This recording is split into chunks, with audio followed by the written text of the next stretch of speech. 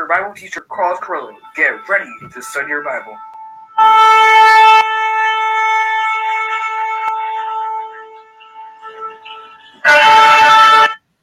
Good evening, everybody. Welcome to Are You Ready? I hope and pray you're having a very blessed evening. And we have a very special guest with us once again this on a Thursday night. I believe Owen, correct? Owen? That's right. Yeah. Elder, yeah. All right. Yes, excellent. From Greenbrier Organics. So we got plenty of questions and to ask him. And if you have any questions, I got the chat here.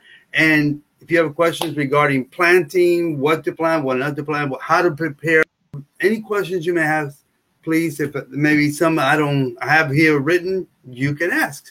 So I want to thank you all for watching. Are you ready? If you're watching right now, please click subscribe, thumbs up if you like the video, and please click notification and share. Please share. Father, we thank you for this moment, and we pray that everything goes well for your glory, for your honor. Speak to everyone. Amen. In Jesus' name. Well, Owen, thank you for being with us here. I'm excited to, you're the expert on this stuff, right? Well, I mean, I appreciate you taking the time too. Like I apologize. I messed up. Like you had sent me an email a couple times, and I put it off. I got back to you, and then I forgot to get back to you again. So thanks for hanging out and waiting, giving me a shot with you. Sometimes I'm become a little bit of a pest sending you emails. That's all right. Yeah. That's all right. The squeaky wheel gets the oil, right? That's right. That's right. So we are very glad to have you with us. But before we get started, tell us a little bit about yourself. What is it that you are involved in? What you've been doing? Let the people know about you and about your Greenbrier Organics. Sure. Yeah. The Greenbrier Organics piece came out of me transitioning away from corporate America and looking at what I could do as I raised a family, seeing what we could do on a small farm, basically as a kind of a hobby farm, how much that does for supplementing income, and just the education factor of it is huge. Being able to teach kids about where all their food comes from and how to produce that themselves. So we started into that. We've done business where we've sold our products to restaurants out there as well, and enjoyed doing that for a while. I pulled back on that year or so ago as I started spending more time focusing on the education of my kids. We do homeschool, so I pulled back on that, not knowing how much time I needed to dedicate to each part of the business opportunity there. But lately, it's been you and I are along the same lines in this kind of a passion to speak to the growing need to really return to our roots and spend more time providing for ourselves from the soil and from what we've got around us, and not just for ourselves, but for the neighbor too. So awesome. Yeah.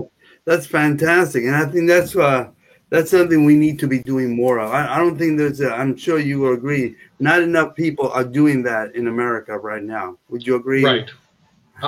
Absolutely. Yeah, there's an opportunity for sure to get after it for everybody. Excellent. Okay, well, I have some questions. I hope you're ready. Here we go. Okay.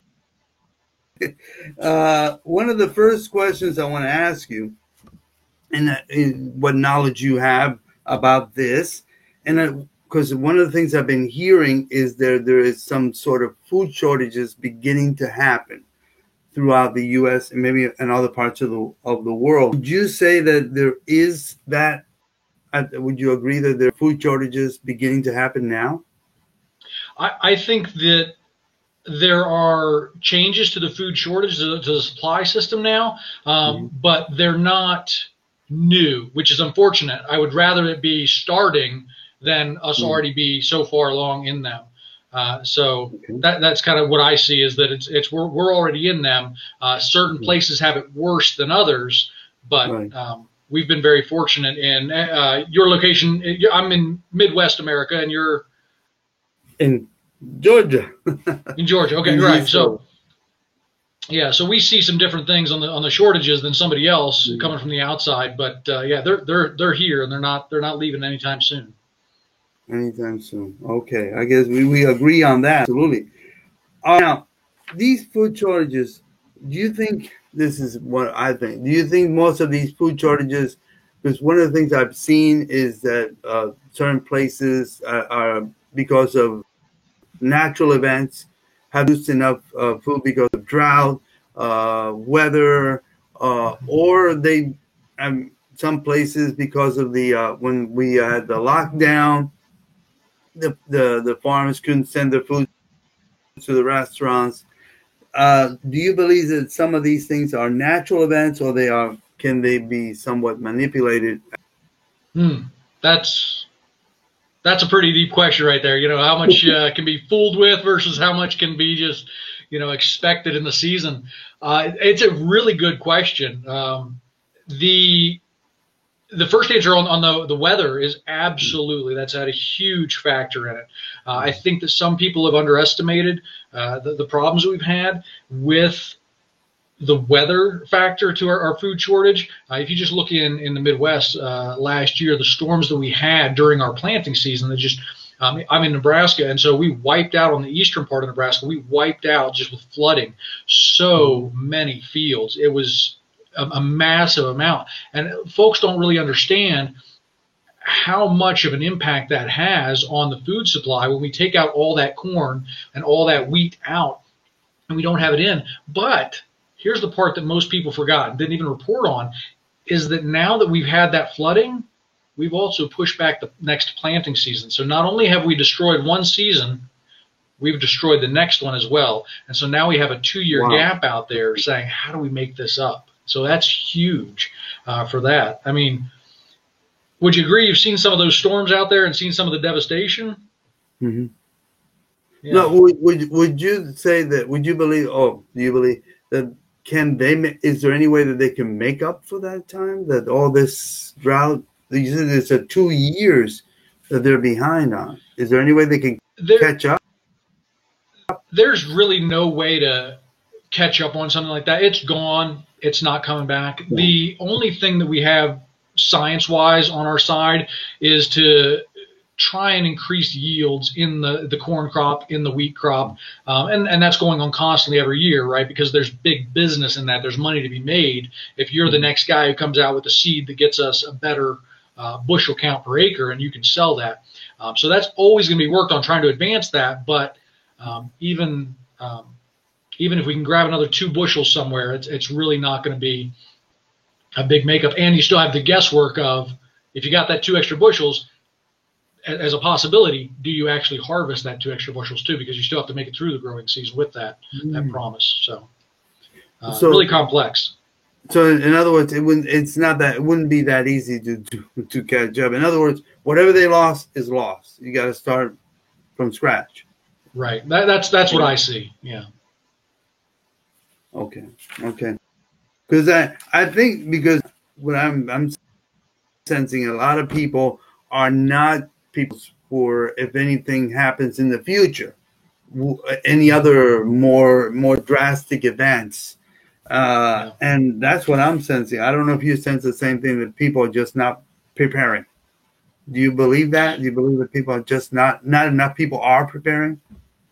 Yeah, I think that more people are, but there's always that portion of the society too that we have to say, can they prepare? Because not everybody's going to be able to prepare the same way. Mm-hmm. We have budget constraints, and that kind of limits it on some folks, which is why I think it's more important for those of us that can, prepare in whatever fashion that is.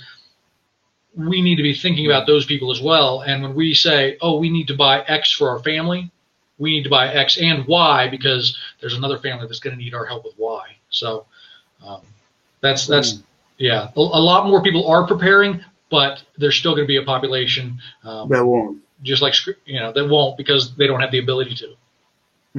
Okay. Or I also think they may not have the ability, or they may not want to. Because I think there's some people who truly would rather just say, who think in their mind, I'm going to go to the supermarket, and the food will be there for me at the supermarket. But what if? Sure. What if, Yeah. like I had the Dr. Pry on Tuesday, you know, people may not be able to go to the supermarket. If something really bad occurs, what do you got at home?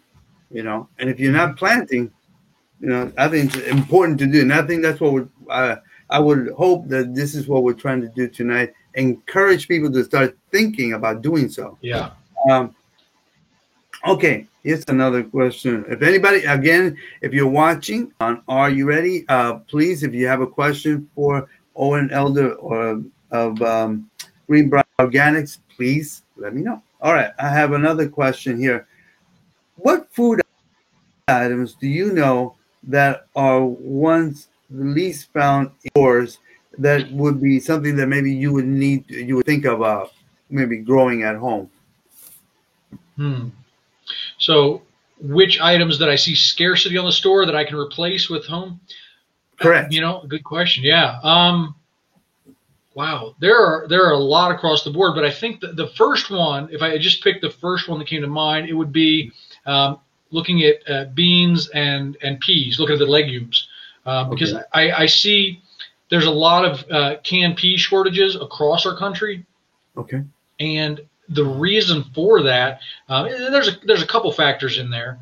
One is the aluminum coming from Alcoa, the biggest producer of aluminum, with not being able to produce since we've had our issue last year. We don't have cans to put the peas in. But the second part of it that a lot of folks aren't picking up on is that as there's this push for other protein alternatives like the Impossible Burger and things like that, these fake meat products, well, peas is one of the main ingredients that's being used in there to get their protein into that product. And so all those peas, instead of getting them canned and getting the sweet peas, we're shifting them over to put it in the burger over at Burger King. Or put in the sausage that's going in the frozen department on the shelf. That's the Impossible brand. So I would look at replacing those items, or the peas specifically, first, because it's one that is not going to be there, and it's so high in protein. It's not like just, hey, let's replace the lettuce that has 10 calories in it. No, we're replacing something with a lot of calories and a lot of protein, a lot of fiber, stuff that we need for survival. So peas would make the top of my list, if not number one position, number two position for sure. Peas.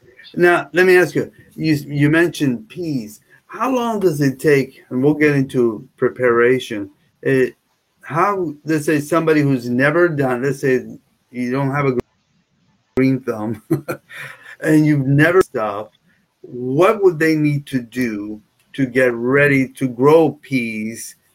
What would be the process? What do they need to do? Yeah, a lot of peas, we're looking at trellising options for that.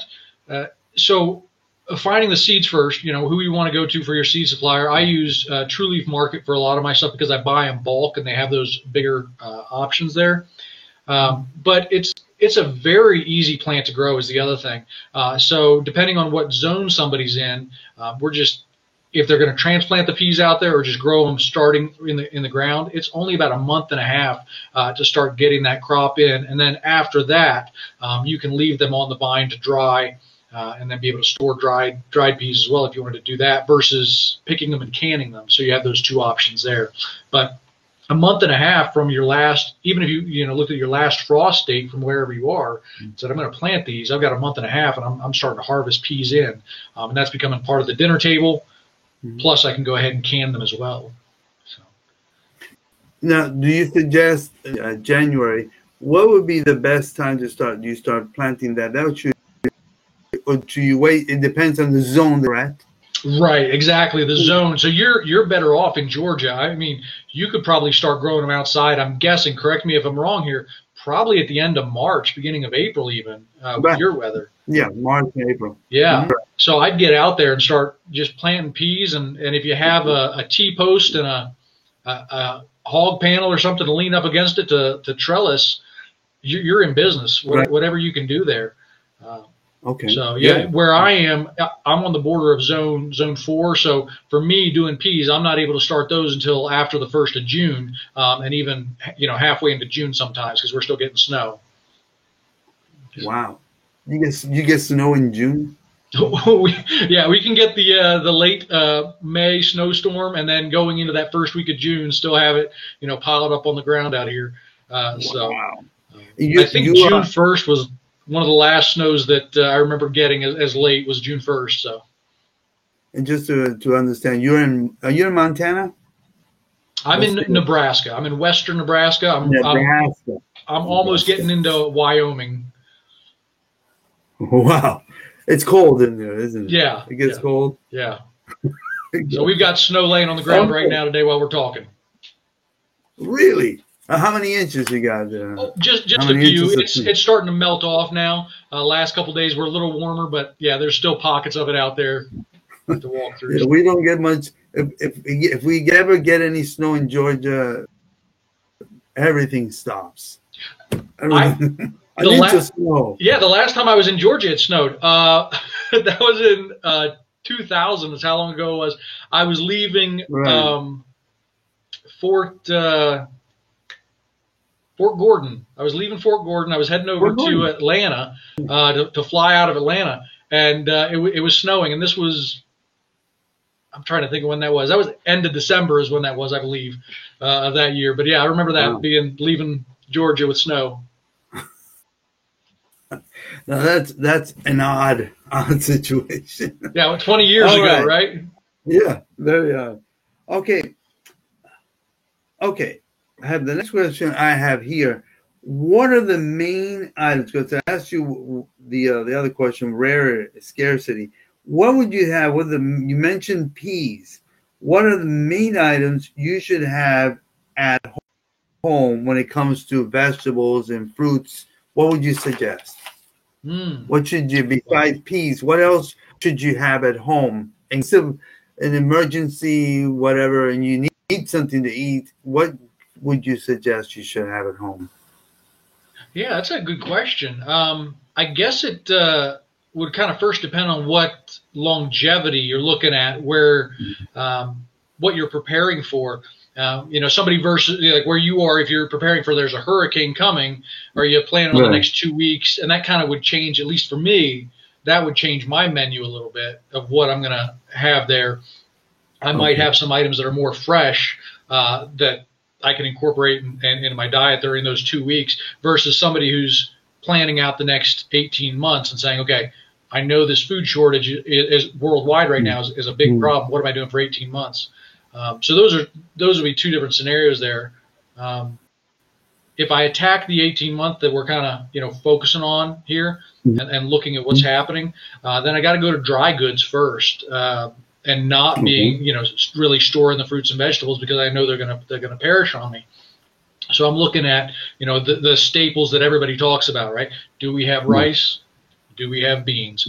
And once those are accomplished, then it's still looking at those high-calorie, nutrient-dense foods that are going to give me the protein and fiber I need, right? Because those are the three things that we need in our foods. When you look at your plate, you look, where's my fat? Okay. Where's my protein? Right. And where's my fiber? And if you have your fat, your protein, and your fiber on your plate, you're going to be able to get the nutrients you need to continue on the next day. And so we can get a lot of that from beans being a huge one. So dried beans are just worth their weight in gold. As far as making up for the calories you need and the protein and fiber and fat there. But outside of those two big ones everybody names off first, rice and beans, I then go to corn as my next one because, again, calories. High in calories, we're going to get the energy that we need from the corn. I make fun of people in Nebraska. They think corn is a vegetable. It's not. It's a grain. Stop it. You grow the stuff here, go on. Like if you ask a Nebraskan at a potluck to bring a vegetable side, they're going to bring corn. It's just inevitable. But the other piece to grab up, I would grab up wheat and not flour. I think this is one thing that I think I might have touched on in one of the videos I did. Maybe I did. Maybe it was just a thought that I had. But so many people that I've seen on like Facebook groups that are, preparation, survival, homesteading, things like that. They constantly ask each other about how to best store flour. And I just want to tear my hair out on this. You don't store flour. You don't store flour. Okay? No, you store wheat berries.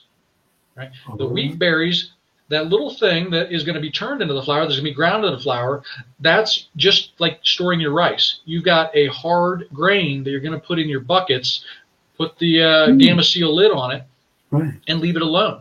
Now, I have my own, a couple other 5-gallon buckets, I think 3 different ones right now, that have different flours in them that I'm constantly using.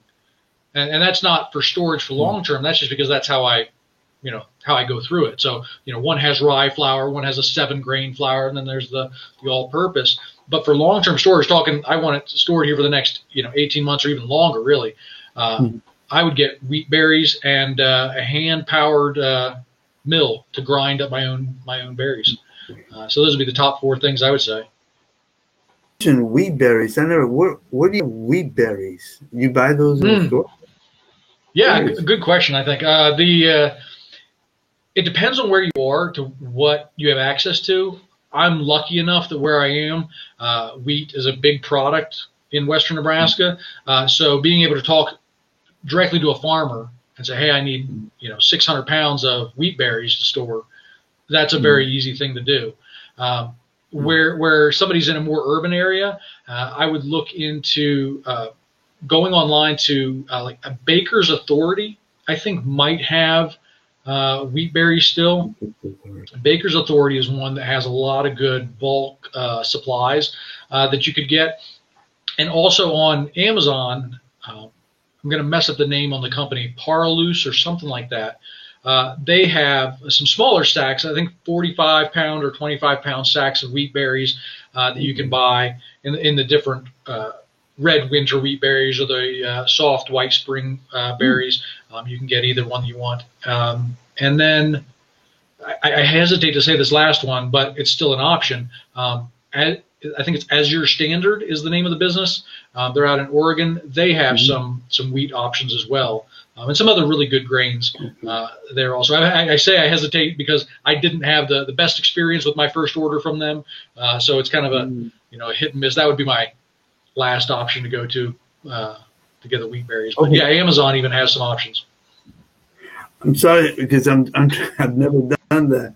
So you're saying that the wheat berries you buy and then you grind, and then the grinded wheat berries become your rice? Is that what you're saying? They become Is that what you eat? The flour that I'm going to use for my bread. Oh, that's right. So the wheat berries, when you grind them, becomes your flour. Right. So it's like you're saying it's best to get berries than go buy flour and store it. Exactly. The flour is something I buy and it's available, and I put it in my buckets, and I'm happy using it and baking with it. Right. But looking out and saying, I want to make sure that I have flour in the next 18 months, I'm going to put away a few buckets of wheat berries for that while I continue to purchase my flour and just hold off on the wheat berries. Because the wheat berries will store too. Just in a 5-gallon bucket with a lid on it, even if it's not the Gamma Seal lid, just a regular lid, you can just leave it alone in the dark pantry, and it's going to stay there just fine for the next 5, 10, 15 years without any, if you don't have a high moisture, high humidity. I know that's harder in Georgia, but it's a very good storage product, the wheat berries. And high in energy, high in protein that you need. It's hitting on all cylinders. Something I've never heard of, but thank you. That's fantastic.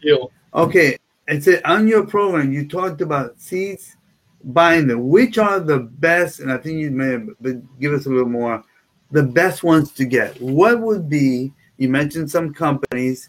What would be the best seeds to go buy? Let's say you're just starting off. What would you recommend? Dragon fruit. No, I'm just kidding. I would, if you're looking at just starting the basics, I'm looking for what's going to be easiest to grow that I just, have no experience. So I'm putting in Broccoli microgreens, very simple to grow, very high nutrition value in them, not calorie dense, but the vitamins and minerals you need are through the roof. So when you pair that with some of the, your rice and beans meal, and you also have the fresh microgreens, you've got all your vitamins and minerals you need. Peas are very easy to grow. So that's very nice that they're also one that's very useful to have. Grow peas, put those out there. The broccoli, yes. The even growing something like zucchini and different summer squashes coming up, I would grow them even if you don't have a real affinity for them, a real good flavor that you enjoy out of them. Grow them, because like I said, there's other neighbors who want them. Whether you sell them or barter with them for somebody to can them, put them away, or you can some yourself. There's a really easy product to grow, and the zucchini it keeps coming, right? As soon as that's on the vine, keep chopping that off, and it's going to keep producing as long as you keep up with it. A squash does a great job with that too. So I would just go around and look at what you would enjoy eating, coupled with some of those easier ones to grow, and just start buying what's out there. Ask your neighbor what seeds they have, what they've had success growing. That's one failure that I had in Nebraska, is I didn't take enough time when I first started growing here. I didn't take enough time to find the grandmother who had the years of experience to sit down with her in a cup of tea and say, what do you know? What grows best here? What do I need to be planting? And there's a wealth of knowledge there locally that I think you can be drawn from. In Georgia, you have a great advantage over me in Haas Tools, if you've heard of them. So Haas Tools right there in Georgia, they have their own YouTube channel too, where they're talking about what they're planting and why all through the whole year, and it's matching your climate. So I think that's a great place to help out with beginners too, to look into Haas Tools and what they have as an offering there, what their advice is. And you mentioned something, a word that I think people are not here in America used enough. I don't know. I haven't used it enough. The word barter. You said barter, okay. Bartering, and I think bartering. I think it's a fantastic. If you get to the point that you are not able to go to a store is not there available. I'm just thinking hypothetically, and you have something that somebody needs, and you need that. I meant that would be the bartering. Am I correct? Yeah, Carlos, I love being able to barter something. There's more value in that for everybody, even without a shortage. Think about that. If you bought an item from a neighbor, yes, there are small pockets where obviously you don't pay taxes on something. It was just a little cash sale. But really, if you're running a business like a homestead business and going to farmers markets or whatever you're doing to sell this stuff, you're going to be hit with taxes on those sales. Whereas if you just traded your lettuce, everybody wins. There's no taxes on either side of that transaction for it. The government hates bartering. They hate bartering. They do. I'm sure they can't. Yeah, they can't wet their beak on that, Carlos. That's not helping the government. So barter away. They don't get a dime. Yeah. I take one of the guys at church. I had started taking eggs to from my chickens. He asked me, and his wife asked me, says, "How much do you want for these?" My answer was nothing, not a thing. Well, no, we got to give you something. Well, no, you don't. Two reasons. One, I don't need any. I had extra, right? We always look at, can we produce extra and help somebody who wants it, right?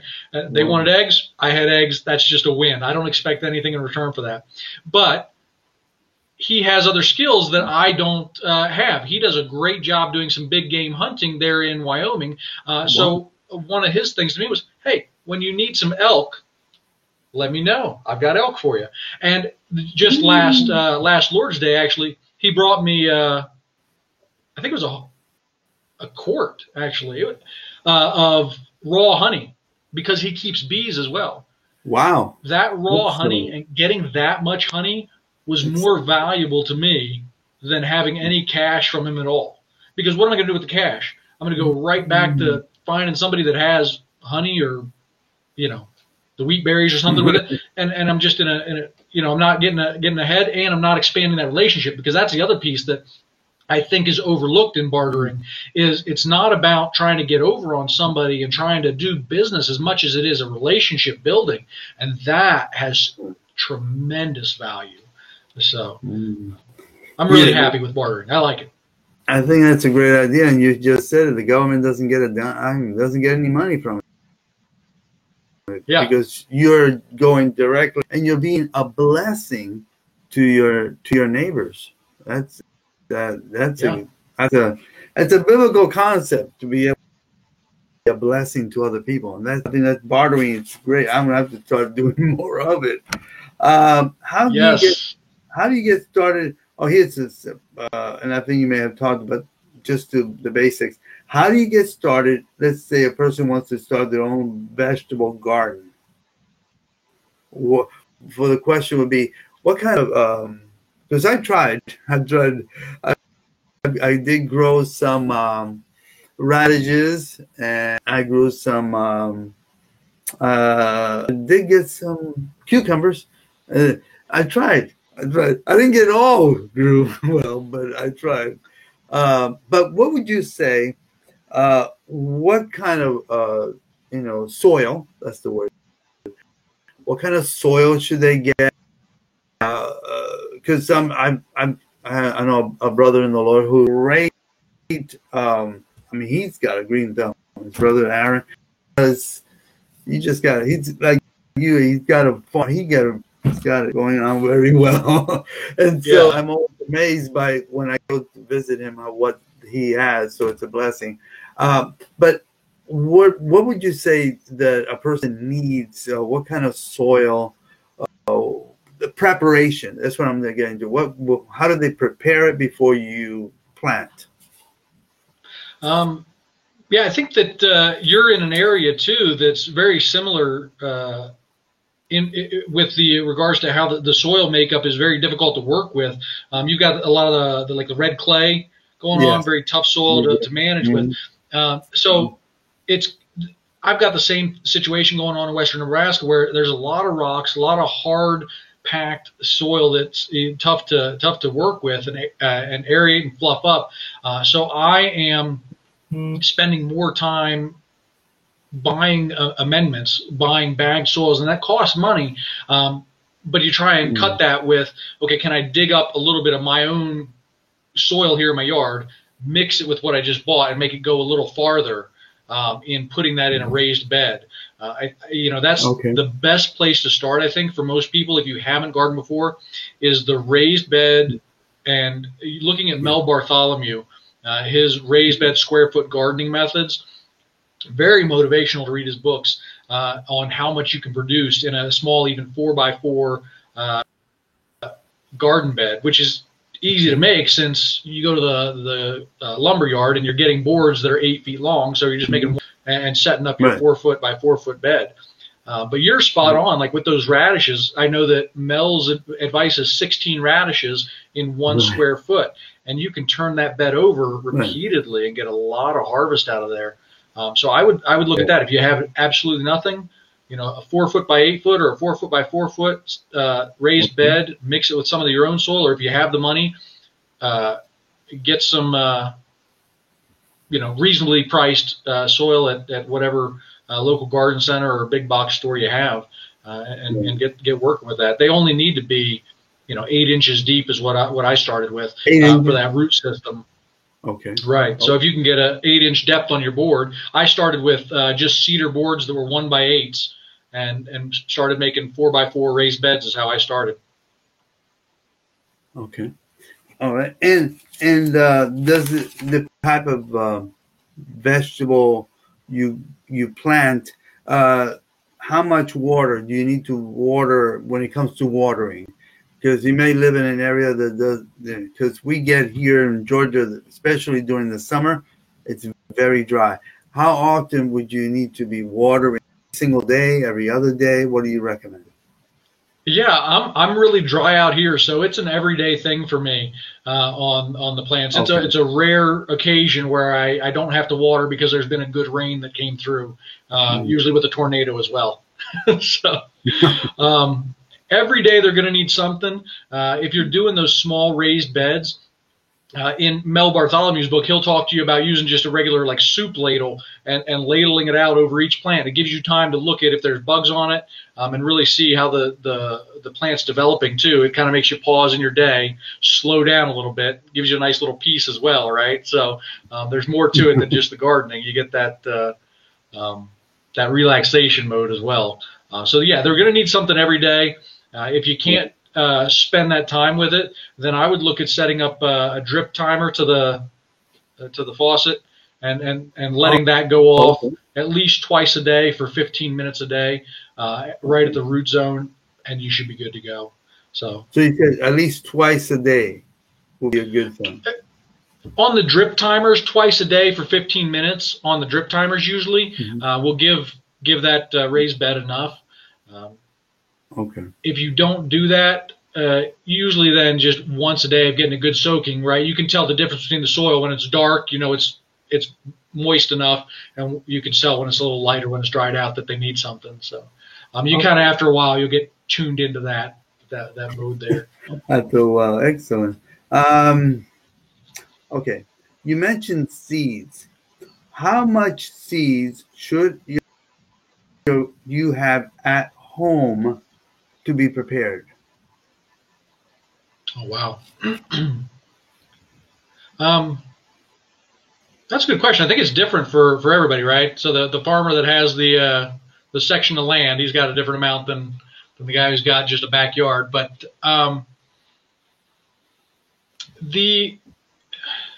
I'm pausing because it's kind of just tough to answer. I'm trying to think of what frame, what reference. For the typical person who's got their backyard and growing there, it's going to be less seed supply or less seeds. But I guess to answer your question better would be, I would make sure that I had enough seed for at least the next 2 growing seasons already on hand.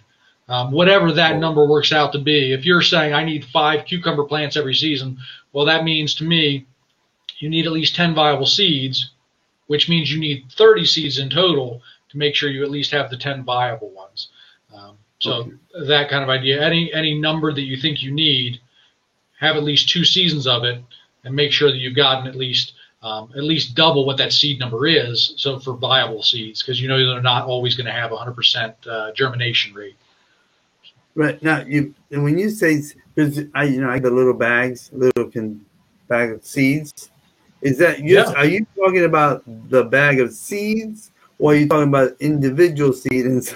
I just want to be clear. You're talking about the bag. You know what you're saying with the bags, the small bags that are at the grocery store or the big box store, that's actually a better idea. Thank you for you're keeping me straight. That's better. I like what you're saying. Let's go with that. If I know that 1 packet of cucumbers gets me through a season, I'm going to have 3 packets on hand. Oh, okay. Always. Always. It doesn't matter if there's, a food shortage or not. I'm always going to make sure to have those on hand because I'm looking at myself for the next 2 seasons, and I'm looking at what the germination rate is, plus if you have a neighbor that needs some as well. So, okay. Yeah. 3. Okay. Very good. Okay. I buy in bulk. That's why I think a little differently. Exactly. That's what I figured. I'm thinking just a little. Yeah. I bought like my turnips. The last turnip purchase I made for turnip seeds was I bought 25 pounds of them. So. Wow. Well, I don't think I need that much in my backyard, but that'll be at least you're saying at least 3 bags would be good to plant ahead, correct? Yeah, for every right, for every variety that you're going to plant. Okay. Okay, here's the question. Let's say this is a hypothetical. I like to use hypothetical questions. If the electricity, you have no water, you can't. You have your home has no water, and how do you plan to keep your fruits and vegetables viable, fresh, to be eaten? What would you suggest?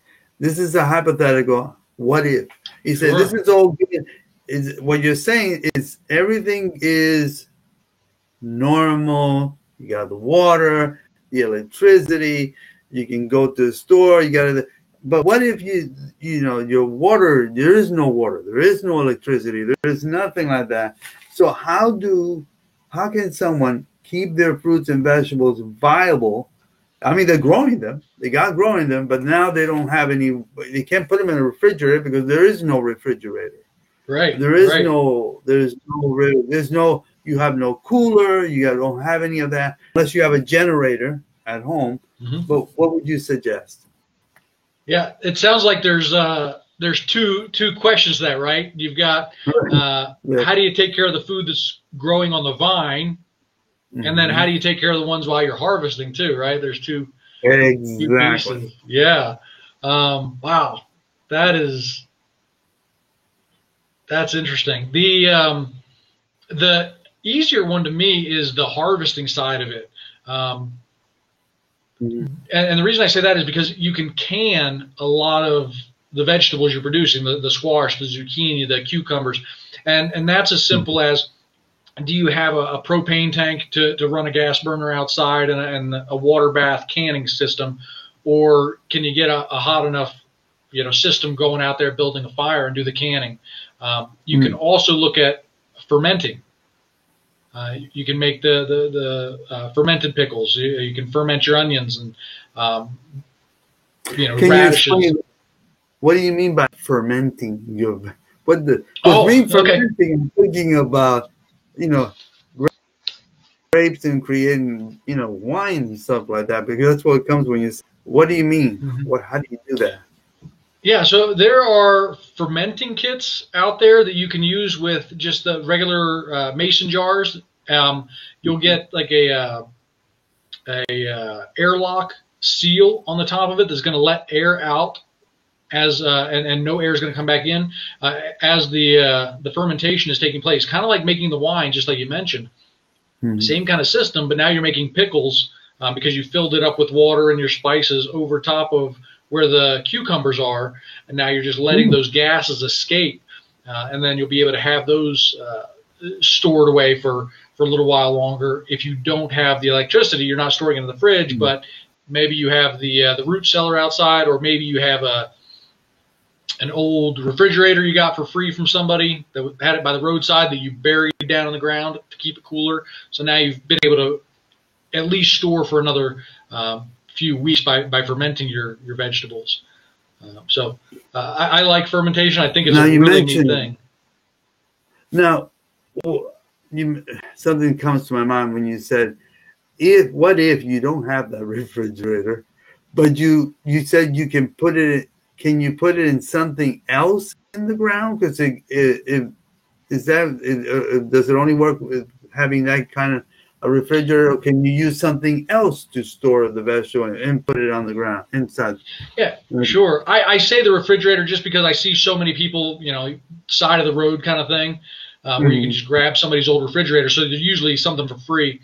An old cooler, right? You've got insulation in there. I'm just looking at putting an insulated box in the ground to help keep that temperature more level instead of getting the heat of the summer and then the cold of the winter. I'm wanting to keep a cooler temperature for the duration of the seasons there. So yeah, anything that you think you can throw together, put in the ground there. So if I have a cooler, I have a cooler, and right.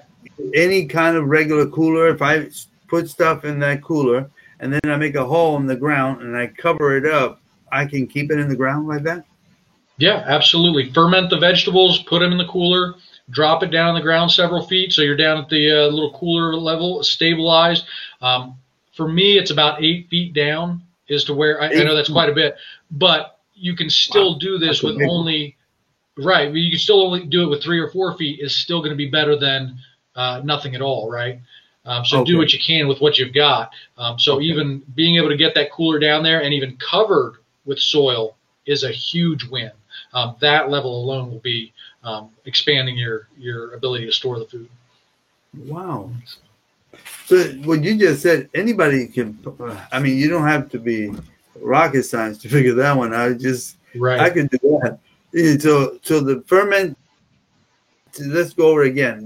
The fermenting is the vegetables that you've grown, you mason jar, right? Yeah. And then you said to fill them up with water, correct? Right. The fermentation process is you're putting the vegetables in the jar, you're covering them with water. There will be usually, if you buy a fermentation kit, there will be a weight to put on the vegetables so they stay underwater. You do not want them to come above water, otherwise you'll get mold. And then there's a seal on the top, a different type of an airlock lid. There's several options out there, and you just leave it alone for a good week or so, and you'll eventually take the airlock lid off and just put a regular mason jar lid on it and leave it alone. And then enjoy it as you can store. And then you can store in the ground. Right. Now you're still looking at the temperature there, right, as being the kind of the threat. The cooler you can keep it, the longer it's going to store for. So if you're still having 100-degree temperatures in your cooler, it's not really helping you out, except maybe buying you an extra 24, 48 hours.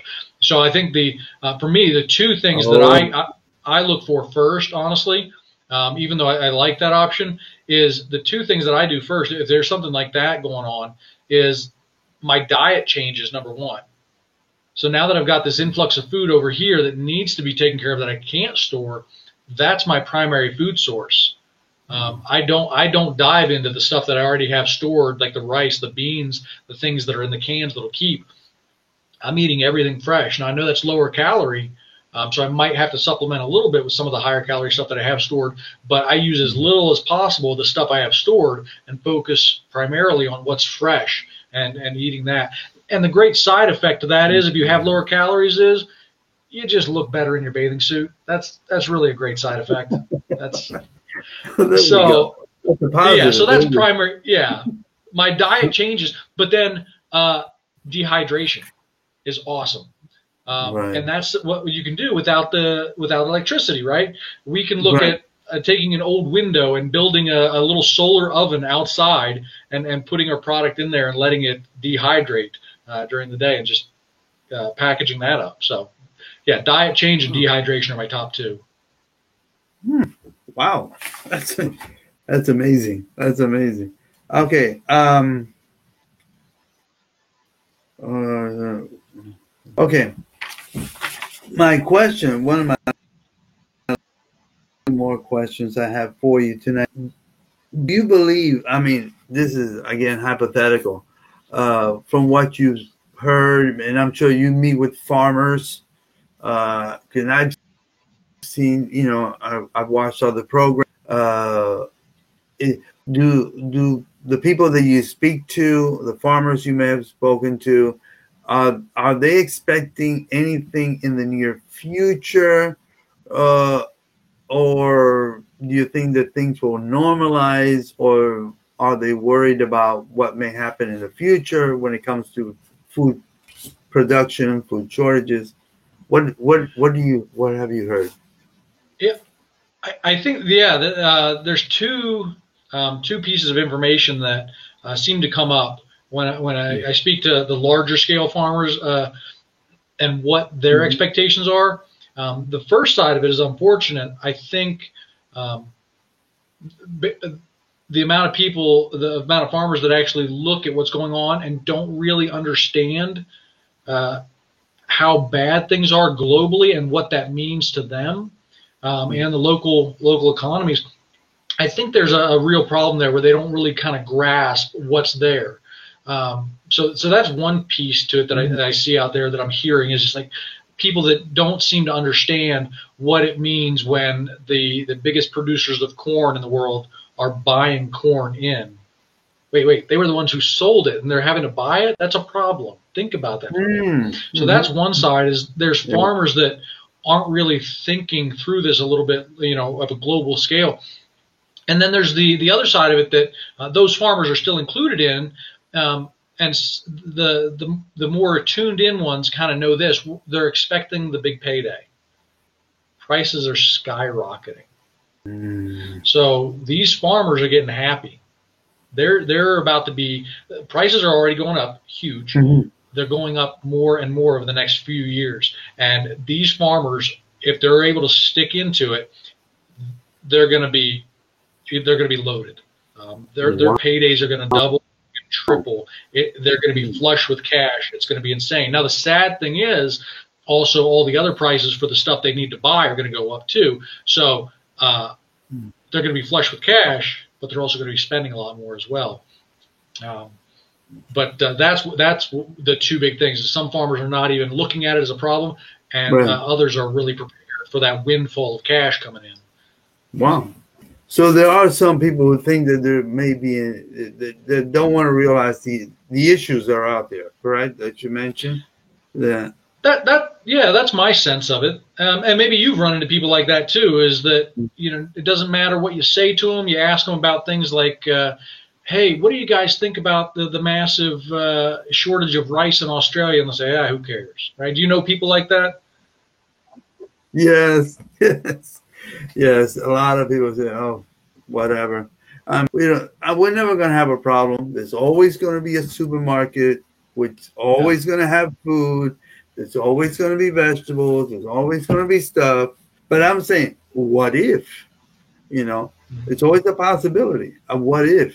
That then what do you do?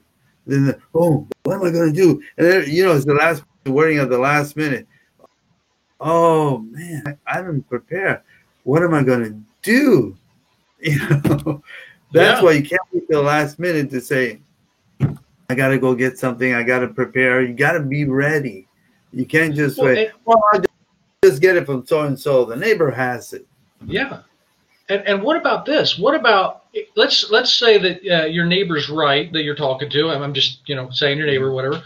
And saying there's always going to be a grocery store, Carlos. I'm always going to be able to go to the grocery store. And let's say they're right. That can be right. They can be 100% right. But the part that they're maybe not thinking about, Carlos, and that you are, is that's fine. That grocery store is always there and it'll always be stocked. But you might not have the money to buy anything there anymore because you can't afford it.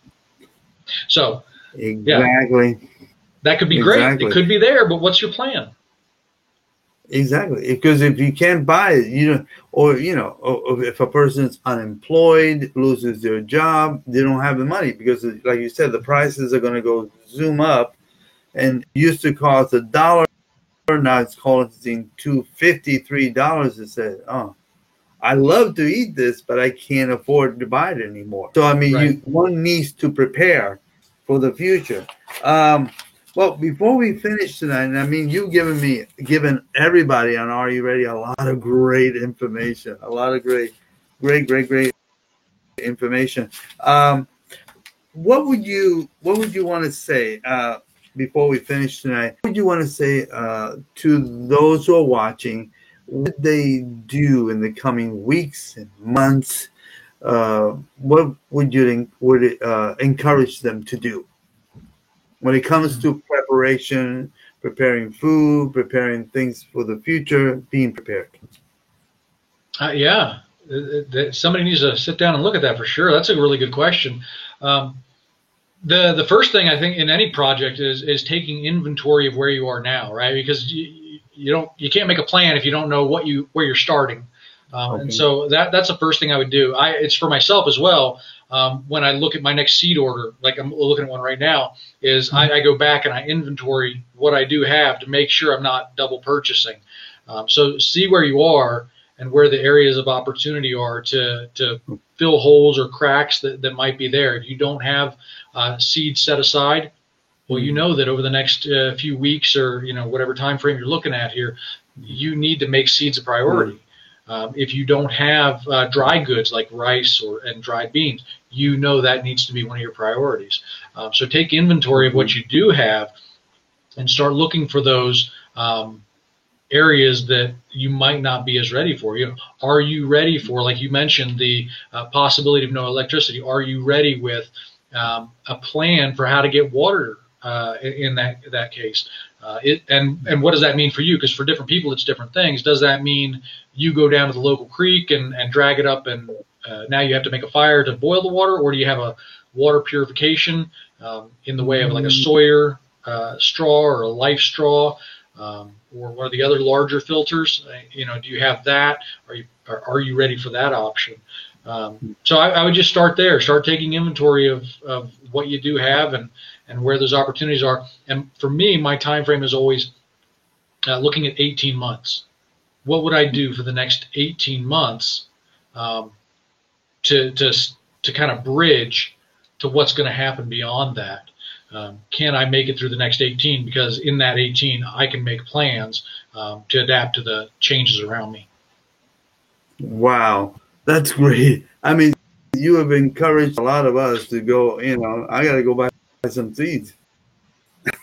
Yeah. I got a whole bunch of them. A whole bunch of them.